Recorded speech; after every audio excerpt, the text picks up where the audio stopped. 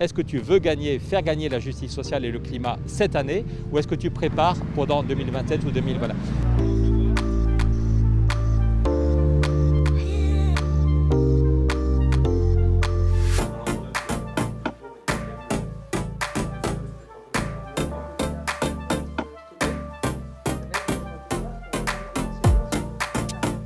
On y croit plus que jamais. On est plus nombreux que n'importe lequel des partis ou des primaires, y compris la primaire des Républicains qui a permis de propulser Valérie Pécresse. Et on voit que ça bouge du côté des candidats.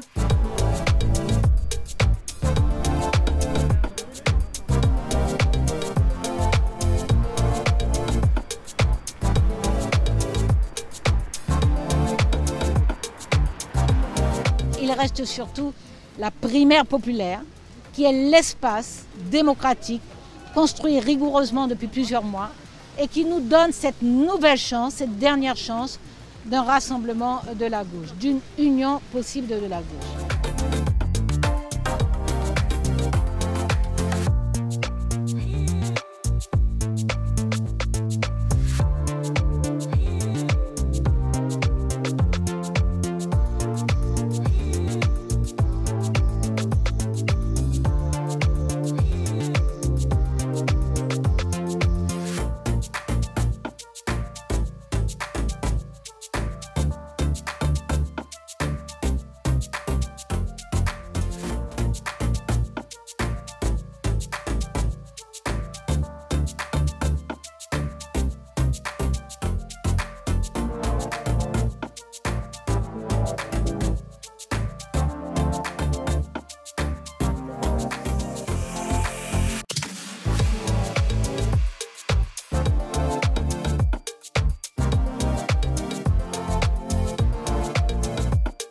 L'enjeu, c'est de les mettre face à leurs responsabilités, alors en disant en fait vous n'avez pas le droit de jouer l'éparpillement, de juste jouer le jeu de quel est celui entre le PS, ELV, la France Insoumise qui va être le plus fort après 2022.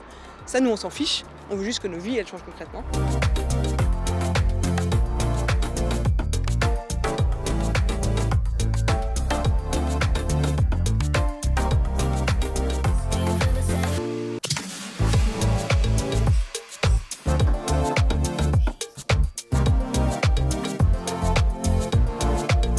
La primaire populaire, c'est un mouvement citoyen qui est indépendant des partis politiques, mais qui veut faire irruption dans le jeu politique, et en particulier dans cette grande échéance qu'est la présidentielle, pour donner une voix à celles et ceux qui en ont ras-le-bol de la manière dont ça fonctionne aujourd'hui.